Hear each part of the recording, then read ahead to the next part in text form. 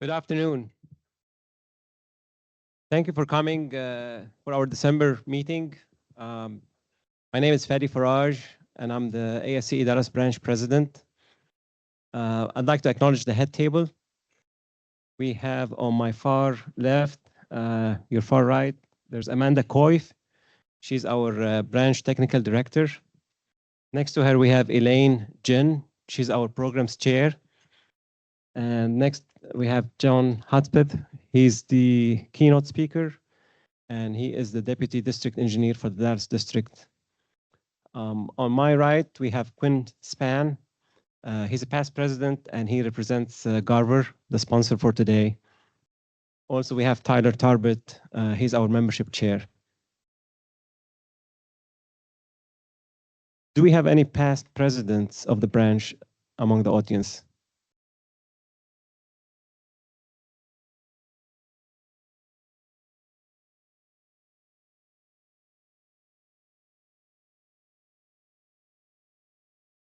Do you have any Texas section staff? Mark Boyd? He's the president of the Texas section. Region 6 leadership. Sean. Are there any student chapters or students? I believe we might have. Yep.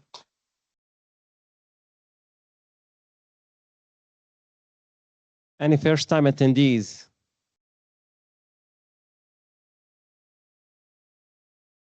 None? All right. With that, I'm going to ask Tyler to lead us for the pledge and invocation.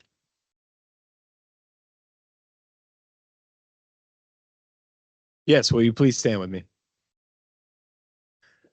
I pledge allegiance to the flag of the United States of America and to the republic for which it stands, one nation, under God, indivisible, with liberty and justice for all. You may be seated.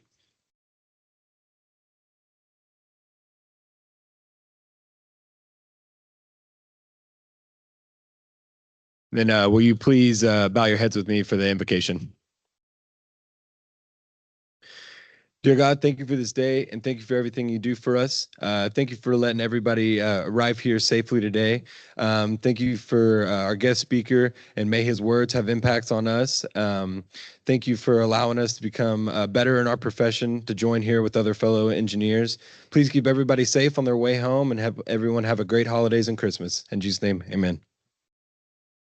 I'll give a quick plug real quick. There is a slide going around through here. Like Fadi said, I'm membership chair and assistant treasurer.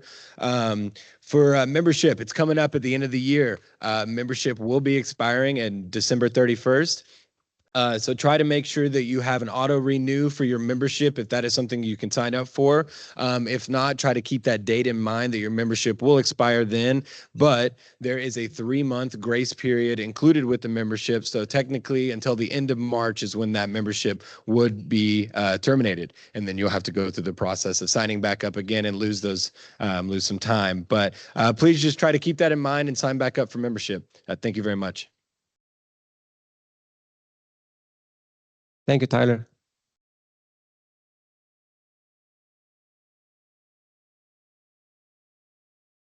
At this stage, I would like to ask Amanda Coif to come join us.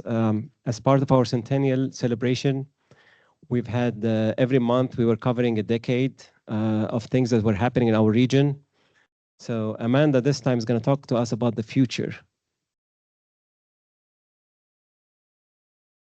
Thank you so much, Fadi, for inviting me to come up here to speak for our centennial history discussion. As Fadi mentioned, we are this time looking into the future instead of looking into the past decades of engineering. So this is the last month of 2024, so it's the last month we get to celebrate our 100-year anniversary, so we want to spend it looking forward.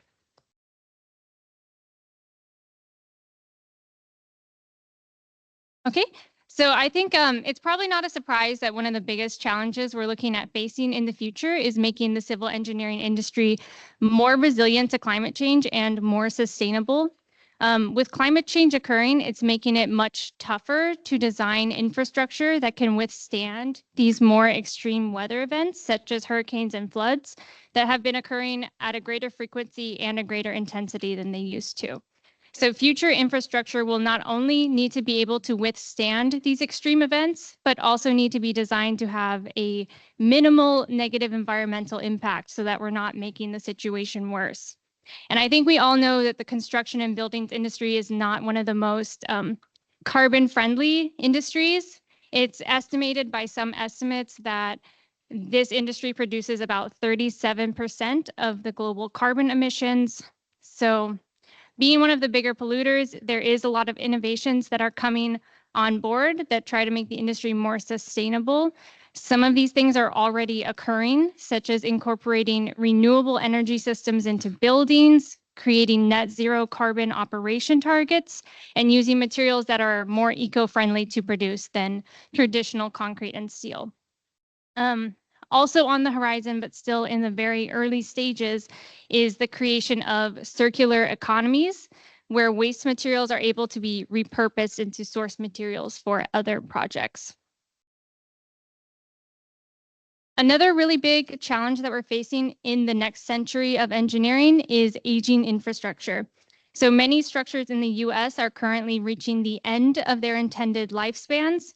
And so the challenge is not only coming up with solutions to repair or retrofit these structures, but also acquiring the funding that is needed to repair or replace these structures. Since the 1960s, public investment in the US infrastructure as a share of the GDP has actually fallen by more than 40%. So future engineers will really need to be advocates for investing in infrastructure and the benefits that investing in that infrastructure can bring to our society.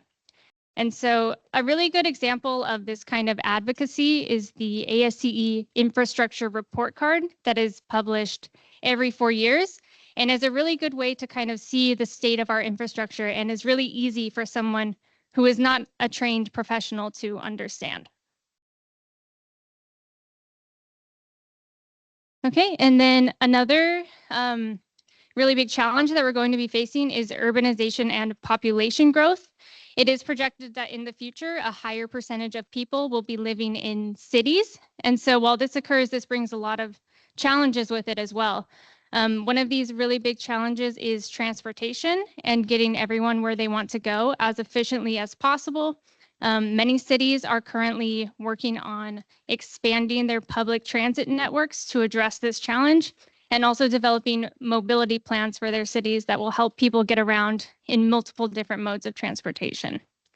Another really big challenge is limited resources within cities, especially in Texas. A really big concern is providing enough water for people in cities. So water utilities are currently working on innovating their systems by either building new reservoirs, working on replenishing existing aquifers, and even working on interconnecting our existing water supplies to make the system more resilient. Also, air quality and pollution will be a big concern with urbanization.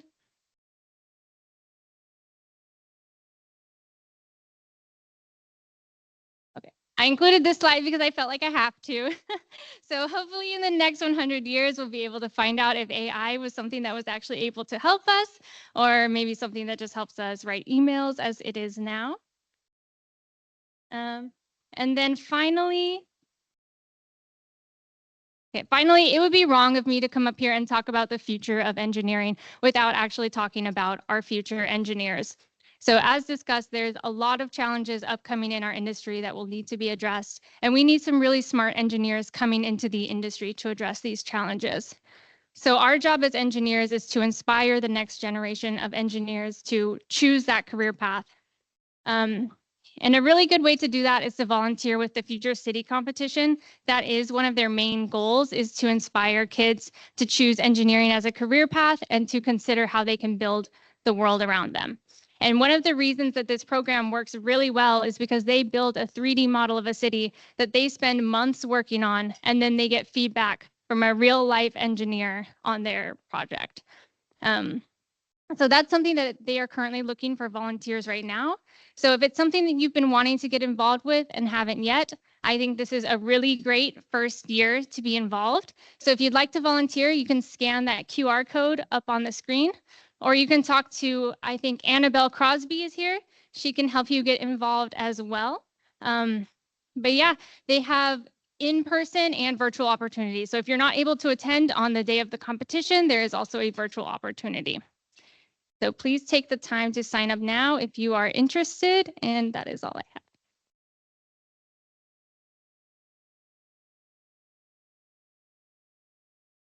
Thank you, Amanda. At this stage, I'm going to ask Sean Merrill to join us for an announcement. I'm up here on behalf of the ASCE Texas Section Nominating Committee. Although the nominations were due recently and that deadline's passed, we still have 2 open positions that have no nominees yet, no candidates.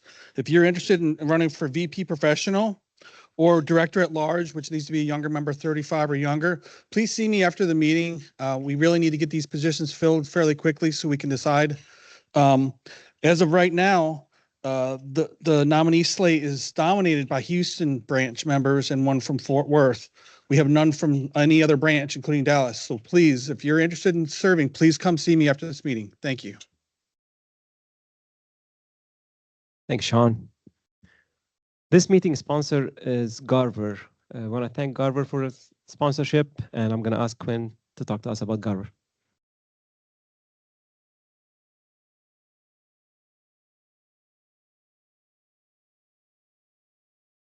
Quick, I have 3 minutes. I'll take one on Garver. Just basically, Garver was founded in 1919. We're basically an employee-owned engineering planning. Thanks, Dave. So, all right, can you hear me now? I'll turn my head in a moment. Garver was founded in 1919. We're employee-owned engineering, planning, and architectural firm, environmental services. Our firm focuses on transportation, aviation, buildings, federal, water, wastewater service, surveying, advisory services, and construction inspection. We have over 1,300 employees. We're in 56 offices in 20 states. When I started with Garver a little over 10 years ago, we had 1 office in Texas. Now we have 15, so we've grown a little bit. So Garver's a great place to work. We enjoy working with all of our partners, our clients. We actually team with a lot of our engineering. And so I think it just shows as Garver, as many of y'all, we all work together for the betterment of our community, just like we just kind of talked about a while ago as far as just helping mankind.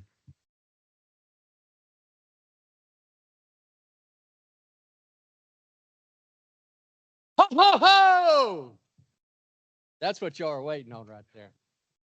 For those that don't know, when I got up here, somebody said, "Here he goes." Y'all didn't hear it, but I've been doing this for 21 years, and it's only because of y'all that I still do it, because basically I'm up here today to collect money for the Denton State Supported Living Center. It used to be called the Denton State School.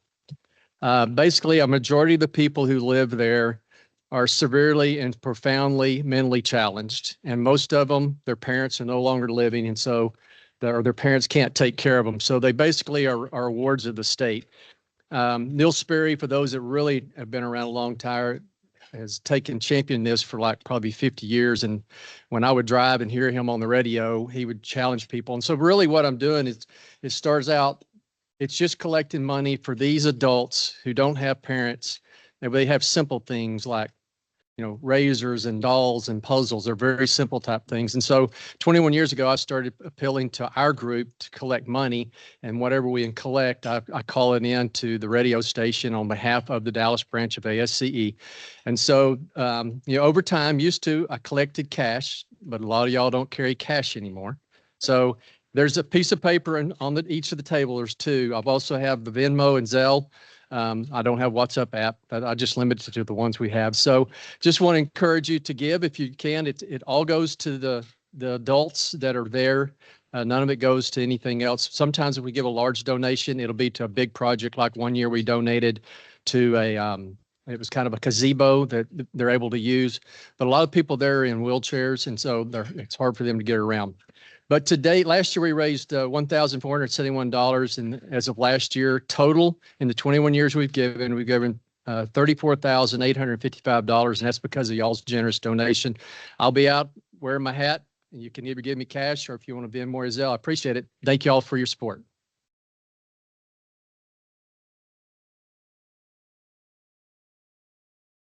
Thank you, Quinn. I want to thank our morning speaker, Joseph Murphy, with LTRA for presenting this morning on ASCE 38-22 standard guideline for investigating and documenting existing utilities. Let's give him a round of applause.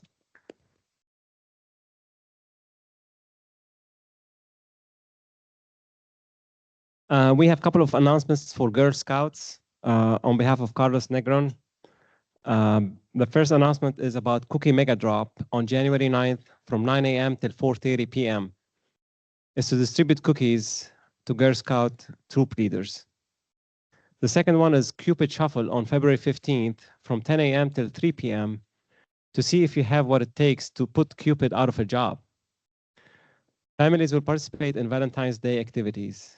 If you're interested, please check with Carlos. Where's Carlos? Over there.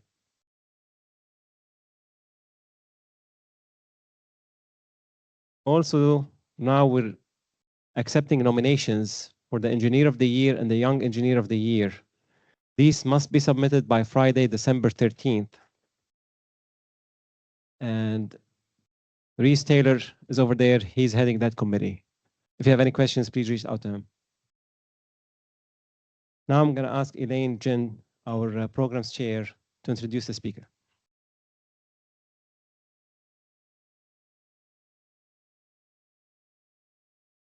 Good afternoon. My name is Elaine Jin. I will be serving as the program chair for this term. I want to begin by saying thank you to Fadi and ASCE Dallas branch for giving me this opportunity. And this is truly an honor, and I really look forward to seeing everybody more and contribute to the continued success of this branch. Today, I have the privilege of introducing our keynote speaker, Mr. John Hudspeth.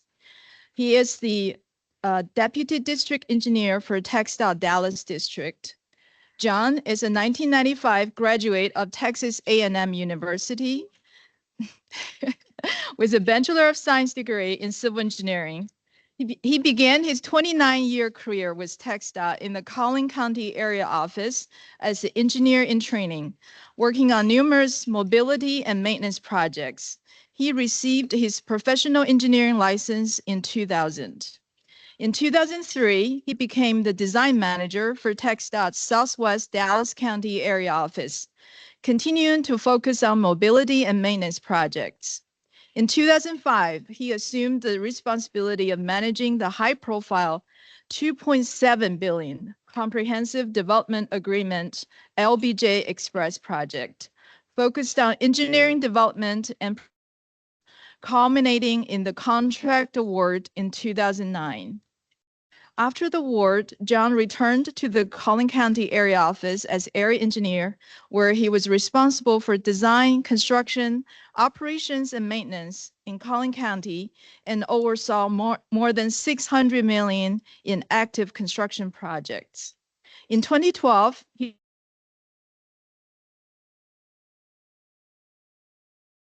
Strategic Projects Office. In 2015, he was named the Dallas District's Director of Operations, leading the execution of the district's operations, maintenance, and emergency management plans, as well as managing nearly 200 lane miles of public and privately operated toll express lanes. In 2020, John was named the Director of Transportation Planning and Development for the Dallas District, overseeing a project portfolio of over 800 projects valued at $25 billion. Finally, in November 2022, John was named the district's Deputy District Engineer. John is the proud recipient of the 2021 DeWitt C. Greer Award, given by the Texas A&M University System in recognition of outstanding service in highway engineering with TxDOT. He's married to his wife, Charla, a fellow Aggie, and together they have 3 wonderful daughters. Please join me in welcoming Mr. John Hudspeth. Thank you.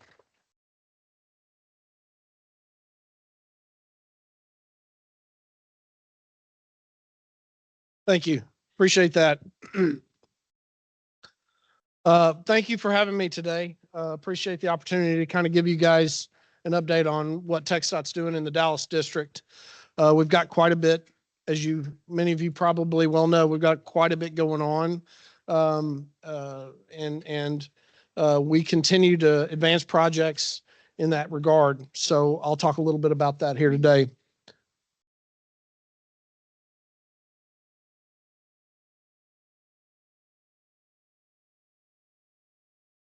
I rarely start a presentation without talking about the department's goals on ending the streak. We have a campaign where we want to end deaths on Texas highways by 2050, but we also have a goal of ending the streak of daily deaths on Texas highways. Since November of 2000, there's been somebody somewhere on a Texas highway that has died. And our mission, our goal, our collective goal as engineers, certainly those of you in the highway, heavy highway transportation industry know it's incumbent upon us to design these roads and make them more and more forgiving. And so what we do is we really try to engineer that out of engineer some of the mistakes that folks make out of the job. We can't do it alone. We definitely need the help of those driving. And ultimately, at the end of the day, we expect to get to zero deaths on Texas highways through a combination of design and technology. It's not going to be an easy road, but that's where we plan on being. So it's incumbent upon us to always recognize that and strive to get to the point where we can at least see a day where we don't see a death on a Texas highway. So as you also well know, here in Dallas and definitely in the Dallas-Fort Worth region, we are growing one person every 3.3 minutes. We're pretty much at 8 million in this region, which would have us be roughly the 13th largest state in America, just our region. And that growth is we're seeing 1 million people come here every 7 to 8 years. It's actually accelerating to the point where we're starting to see that trend up at an accelerating rate. So with that growth comes tremendous strain on our existing resources and the need to continue to develop and build and provide the necessary infrastructure for this region and for this economy. It's really, really important that we do that. As you know, without that planning and without that execution, we're going to be behind the 8 ball. Sometimes feels like we already are, but we've got a great group of planners and engineers and partners, with whether it's at your local level, at the regional level with our North Central Texas Council of Government Planning folks. We have the right team in place to help us move forward. As you can see here, we're projecting to be at over 16 million people by 2050. That is a tremendous strain, and that's why we've got a plan called the MTP, and I'll get a little bit into that here in a minute about what it is and what it says for our region. But 16 million people, that's an unbelievable amount. Right now, I want to say we're somewhere around 4th on the list of regional and metropolitan areas. When we talk about DFW as a region, we're behind LA, New York, and Chicago, but we're going to pass Chicago probably in the next 10 years. We're right on their heels. And with the growth that we've been seeing and the growth that we continue to expect, we're going to pass them and be the 3rd largest region in the country. So that's a big deal. That's a lot of work we've still got to do. This right here is one of my favorite slides. Many of you know Michael Morris at the North Central Texas Council of Governments. He calls this the DFW miracle slide. And if you look at it, it kind of outlines on the x-axis the average hours a person spends in congestion. So you don't want to be to the right. Okay, you can go on as far north on the y-axis as you want to, but you want to be as far left on that axis as you can. And if you look at where Dallas-Fort Worth is, we're essentially the largest metropolitan area, and we're farthest to the left. So that really kind of goes, and this is actually 2022, 2023 data, I believe. So we've as you continue to see the projects that we're doing today and how we're evolving, we expect us to continue to slide a little bit to the right. But this really is an amazing feat, an amazing statistic. And it was done with a combination of the planning and foresight, operational challenges that we knew we were going to have building and rebuilding freeways in an urban corridor, and innovating on issues like express lanes and managed lanes and things like that. It really is a testament to what we can do here in DFW. Talk a little bit now about our district. As you know, there are 7 counties. We have 5 area offices, but 7 counties: Denton, Collin, Dallas, Rockwall, Ellis, Navarro, and Kaufman counties. There's 11,000 lane miles in our district, 2,000 lane miles of interstate. We have over 6,800 bridges. We have more than any other district in the state. 3,600 of those are all on system. Like I said, we're the 4th largest region in the United States. We're soon to be number 3. Talk a little bit about our organizational structure. Susan Clemens, as you know, is our district engineer. I'm her deputy. Travis Campbell is our director of transportation planning and development. I had the privilege of being in that position. It's a very unique position. Some would say you're kind of controlling the leaves. You're really not. There's a freight train running behind you, but we have the ability to really cast where we're going to focus our time and effort and our resources. And so we deal with consultants all the time in that position. It's a really it was a great experience in terms of my experiences with the department to be a part of that team. So Travis has got that mantle now. Joseph Hunt is our director of business operations. So if you kind of look at us in terms of silos, we've got planning and design, that's Travis. Construction is Brennan Honey. Operations and maintenance is Jeff Bush. And Joe Hunt is our business operations manager, and he handles all of the other stuff that we deal with in terms of facilities and keeping the lights on and our automation running as well. So we've got a good core group that's built that has quite a bit of experience, but that kind of gives you the flavor of where we are with the district.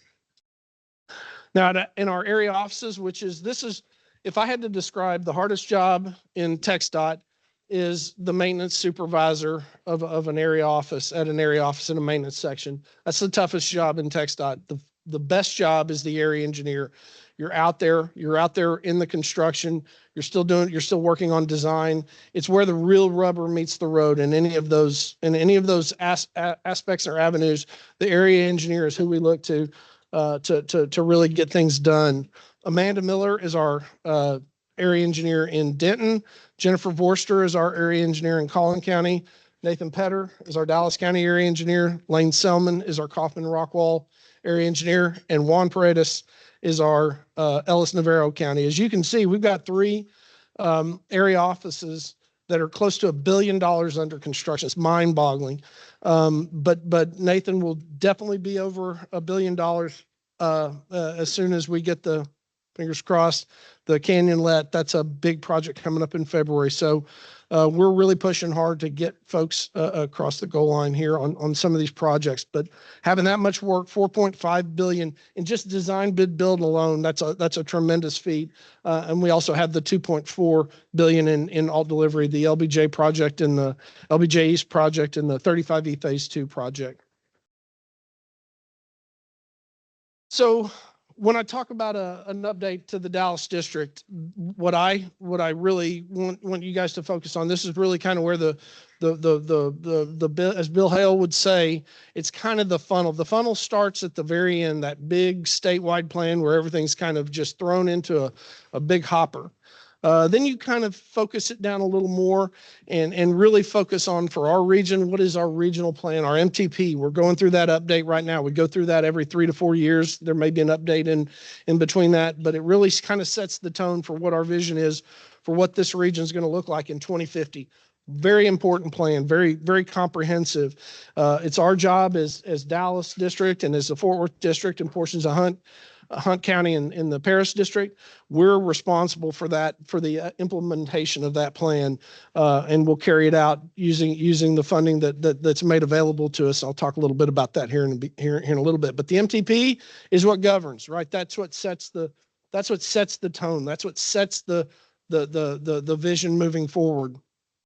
Once you're inside that MTP, we look at the next 10 years. That's where TxDOT really kind of takes the next bite at the apple, so to speak. We look at our 10-year horizon of what our projects are, and they're at various stages of project development at that point.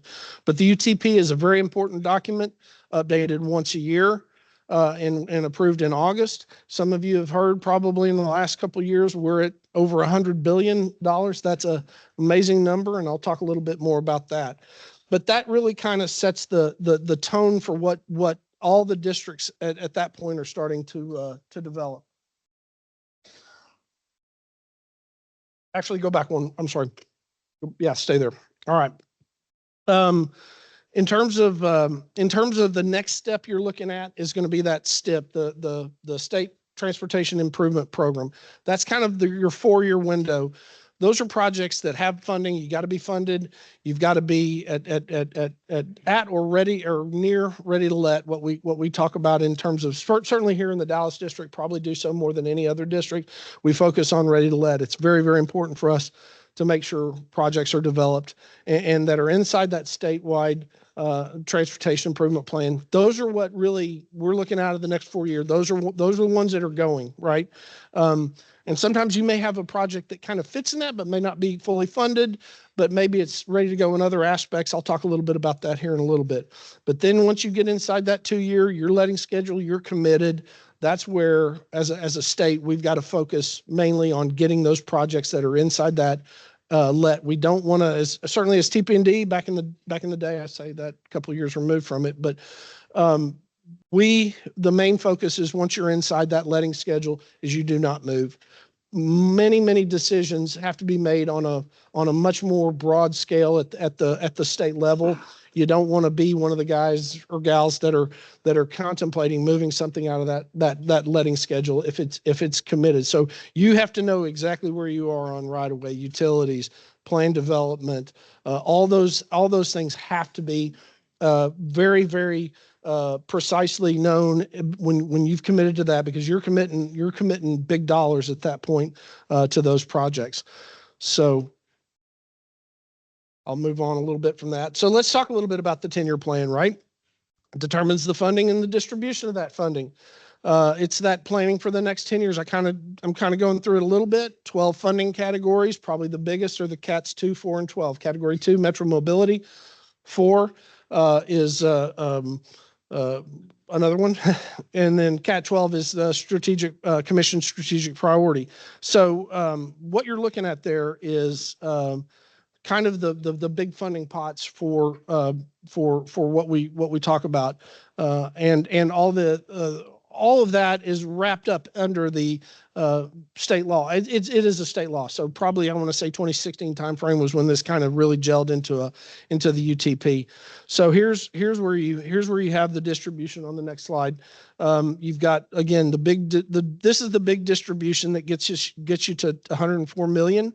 You see CAT 2, Metro Mobility, statewide connectivity, and then strategic priority and clear lanes projects, which are the 2, 4, 12. Those probably make up the lion's share of most metro districts and what their dollar amounts are for their mobility projects and what they're developing.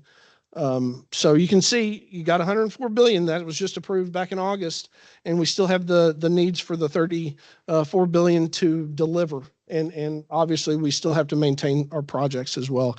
CAT 1, we talk a lot about CAT 1. That is pretty much preventive maintenance funding, and so we'll have a lot of projects. So it's a big chunk of money as part of our maintenance program, but we really don't count that in the mobility bucket when we go through the process. So here's the distribution of the UTP by district. As you can see, we're at about 12 billion for the Dallas district. Houston, slightly larger, so they've got the NHHIP project coming on, so they're in the 14 range. But you can see where we stand in terms of the districts. We are the second largest district in Dallas, but I'll talk a little bit about our lettings and show you what those lettings have been recently. Dallas has really stepped up to the plate in terms of having projects ready and ready to go in terms of getting those projects ready to go and ready to let. So a lot of work goes into getting the UTP throughout the year. We've to kind of put a marker on it. We've already started planning for the next UTP, the 26 UTP. We started that actually the month after we got the 25 approved. So it's a continuous process that evolves and is always ongoing. So here's our targets for the Dallas district. As you can see, again, 2-4-12 probably, I would say, is probably about 60 to maybe about 2/3 of all of that amount.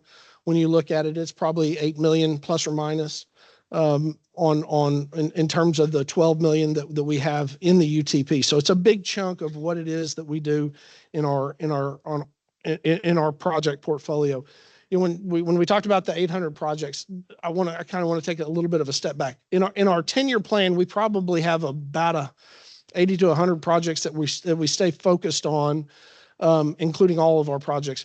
The 800 projects kind of represents all of the projects that we have. In other words, there's a need for it. It's thrown into that big bucket at the beginning. We know it needs to be done. It may not be funded. So that's why you look at what our needs are just in Dallas alone, 800 billion or 800 projects, 25 billion in terms of needs. That's actually, it continues to go up. That's just what it was when I was PP&D. So we're probably well over that amount at this point. But it all kind of comes back to what are you focusing on? And that's those 10-year projects, those 10-year projects that are out there. They're at various stages of delivery, and you can kind of see them on the next slide. This kind of sets the tail. A lot of 35 in Denton County, 380 is another priority. I'll talk a little bit about that here in the next couple of slides coming up. Those kind of represent some of the big projects in Dallas County. 80 is a big deal for us. Loop 9, 664, a number of FMs and such. You can see where it can add up really quick. When you talk about one of those projects in the $400 to $500 million range, it can add up really quick. And when you're talking about 8 billion in UTP funds of Cat 2, 4, and 12, it gets eaten up pretty quick. Next slide. So this is a great slide that talks a little bit about our next slide. Right. That's good. Okay.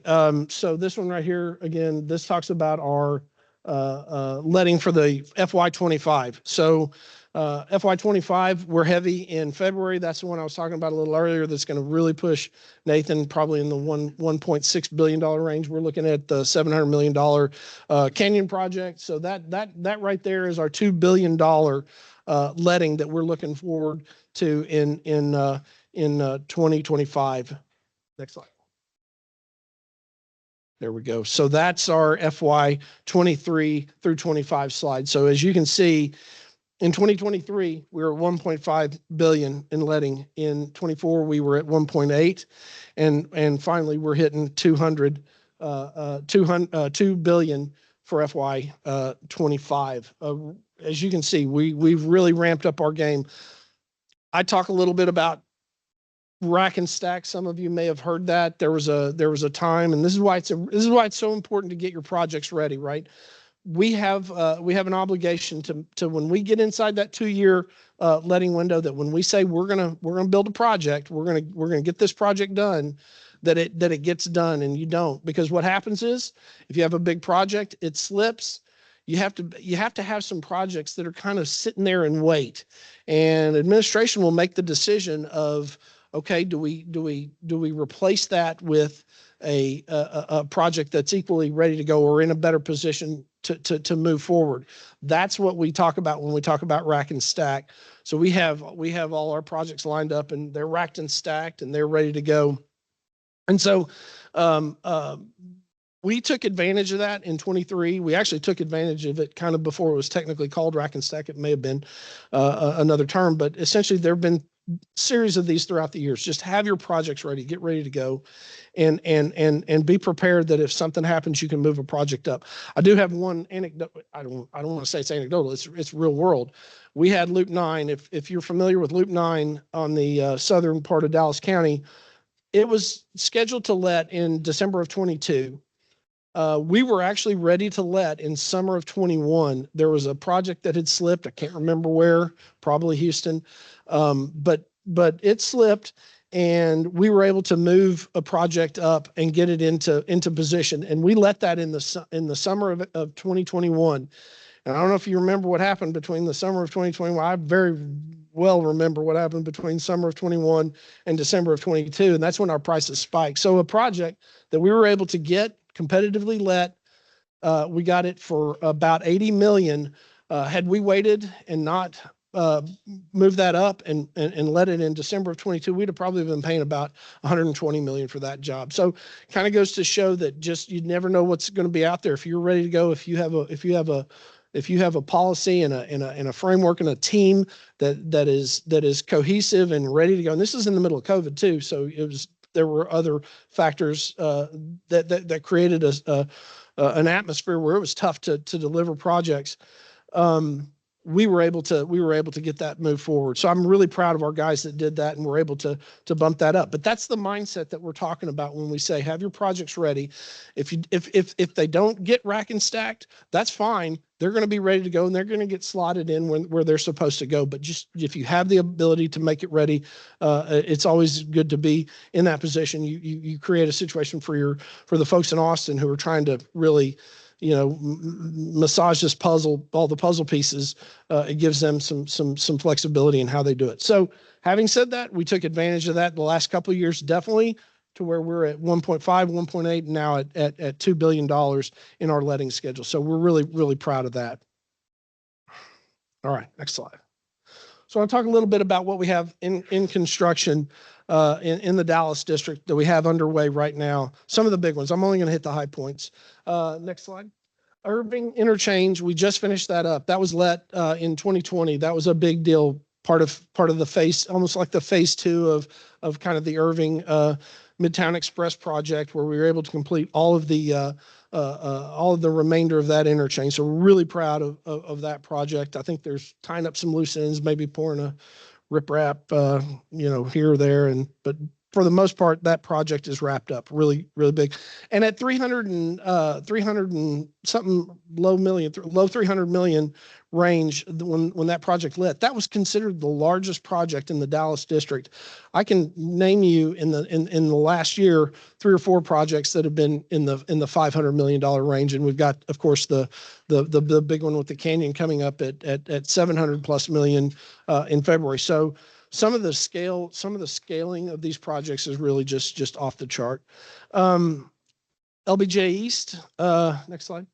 LBJ East, we're looking at 1.7 billion right now. We figure that's probably going to be done by the end of this year, early next. They've had some setbacks. They've overcome those setbacks, and as I drove it out here today, and it's amazing the amount of work that we're able to get done. The prosecution in progress is really, really, really, really great on that. Next project is the I-35E Phase 2, 700 million. Design's complete. We're in the middle of construction. They're really ramping up some of those construction. So we're moving into that next level, getting some traffic switches on the horizon, and I think that'll be really good when that happens. SM Wright Phase 2. Next slide. The SM Wright Phase 2 project, that was actually if you remember, that was the old 175. We built the connector from 175, eliminated the hairpin turn there at 310, made that direct connector onto 45, and actually turned this into a boulevard and slowed everything down, safer neighborhoods. There's a lot of revitalization going on down there. 380. This is probably our biggest and most high profile and highest priority project.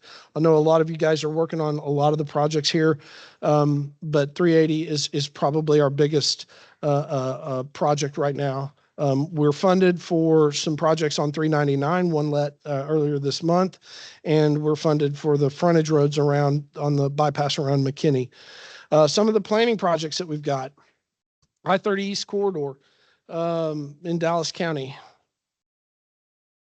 That's another big one. I'm going to go through these pretty quick. I-345 in Dallas County. That's a lot of you probably been part of aware of the 345 study that we've worked on for quite some time. We're in environmental and schematic at this point. So we've got what we call a recommended alternative. That's essentially we're going down below grade all the surface streets that are now crossing underneath 345 are going to be remain at their existing grades, and we're going to build bridges and structures, even to the point where we're going to have some opportunities for some stitching and some capping opportunities where we have some deck parks and stuff like that. That seems to be a real hit. Everybody's aware of the success with Clyde Warren. A lot of people are wanting to be in on that, and so we'll see what happens. So how are we accomplishing this? And this is where I really want to kind of focus on you guys and expectations. Certainly, we can't deliver an $800 billion program with 923 employees. We need every one of you guys to be a part of that team. So it's important to understand what our expectations are, and we consider you guys an extension of staff. So a couple of things that I want to really hit on, and this is a two-way street. Anytime we're talking about our delivery, we want proactive project managers. We want there to be a give and take. I've got to have people that know what they're doing on our side. You guys have to have the same kind of thing on your side.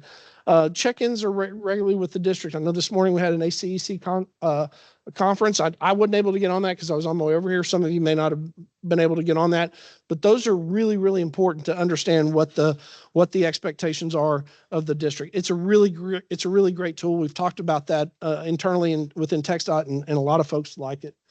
Communication, clear lines, establish them early. We got to have stakeholder management. Take notes, meeting minutes, that sort of thing. You guys are really, really good at that. Those are the things that kind of keep everybody honest and keep everybody on track. Ask for concurrence, and something I'm really big on, and have the face-to-face meeting. COVID really sucked. I'll be honest with you, but Teams is great. I mean, if you can't meet in person, but try to meet in person. And it really kind of taught us a lot about that. There were some things that got missed during COVID. Quality control, do your cost estimate reviews, make sure you utilize the recent lettings. We want to make sure that you're in a position to have the best estimates that can. We typically own that in Dallas District. We own that. We own the general notes. We own the estimates. But you guys usually kind of give us a starting point and just make sure that we're getting the right bid items, the right things associated with it. Another thing that we always talk about with our folks is the earthwork and where that line is, where it's a cut to and where it's a fill up to and stuff like that. When it comes to lime subgrade, we believe it or not, after I've had this problem for almost 30 years, and inevitably it rears its ugly head on a project or two. Just make sure those are some of the things that we stay on top of. I've got two more here. Utilities. Utilities are always going to be the long lead. And one of the things I noticed, certainly when I was TP&D, is if we don't get to the utility companies and get them to the point where they are have an opportunity to plan their work and then get their contractors called out. Because if we just throw them a bunch of plans, they had no idea it was coming, they have no budget for it and no resources, they have to build up too, especially on stuff that's not reimbursable. Even when it's reimbursable, it can be a struggle. So I would say probably one of the most critical things is getting those, what I call, it's 60% plans, but it's 100% plans adequate for utility adjustments out to those utility companies so that they know what they're dealing with and what we're trying to do, and avoid, minimize, mitigate. That's always what you want to do. Technology, very important in the future. You talk about 2024 through 24 technologies where we see it. It's what's going to get us to the in the streak and the road to zero. It's going to be a collaborative effort with industry. There's going to be things that we're going to have to do. There's going to be things that we deal with on right away, things that we hope that industry is going to solve. I always say to folks, we have great asset uptime on our ITS at anywhere from 96 to 98%. But if you're talking about relying on roadside assets that we have today, people cut lines, things happen, technology gets, so you've got to have redundancies and backups to the redundancy. So it's not always going to work out. Always, I'll end with this. Always safety first. Okay, everything is a safety project in TxDOT's world. Everything is a safety project. When we do seal coat, that's a safety project. We're putting skid friction back into the pavement. When we're upgrading signs, bigger, brighter, clearer signs, those are safety projects. Those are going to help somebody. Every project we do is a safety project, and we need to continue focusing on a forgiving roadside. Until technology keeps you in your lane and doesn't let you hit the guy in front of you or the guy next to you hit you, we still got to have that forgiving roadside. It's just always going to have to be there. And talk to the folks with boots on the ground. Maintenance section 2, I told you it was the hardest job in TxDOT, but it's got to be one of the most rewarding. At least while I was area engineer, I felt that those guys really cared about what they do. Talk to them, hear them out. They have great experience, they have great knowledge, and they've been out there and actually had to deal with it. So with that, I think we're about done. So happy to take any questions.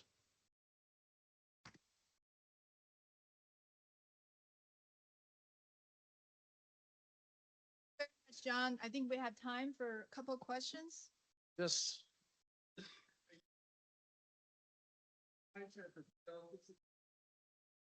Yes.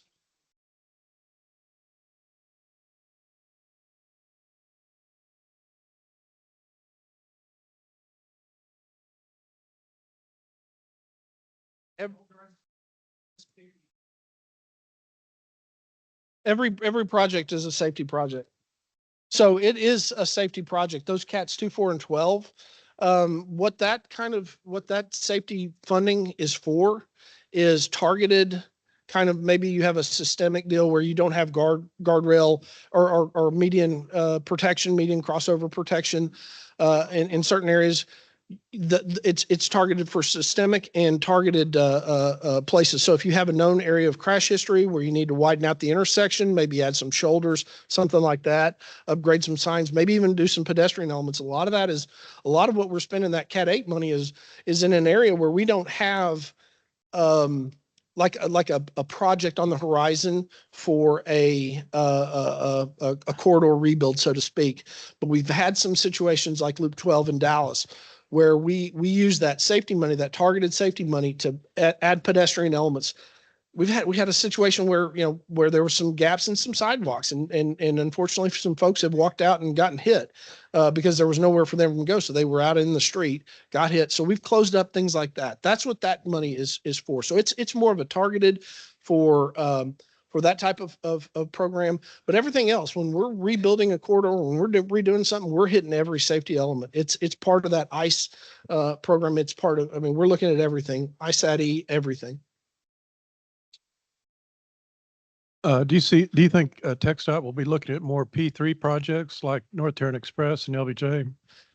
I think right now, well, there's kind of two things to that. Right now we're in a non-toll environment. So until that changes, we won't have any P3s really along the lines of what you see with LBJ in terms of NTE or LBJ. Those things aren't going to happen anytime soon. There are a few projects that have been grandfathered in, 35E phase 2, that sort of thing, which lend themselves more to design build. I will say this, yes, there's still some avenue and some appetite for additional alternate delivery. Even in Dallas, we've got a couple of options and opportunities. 345 may be delivered as an alt delivery type project, but you won't probably see it in the toll realm anytime soon, if that makes sense.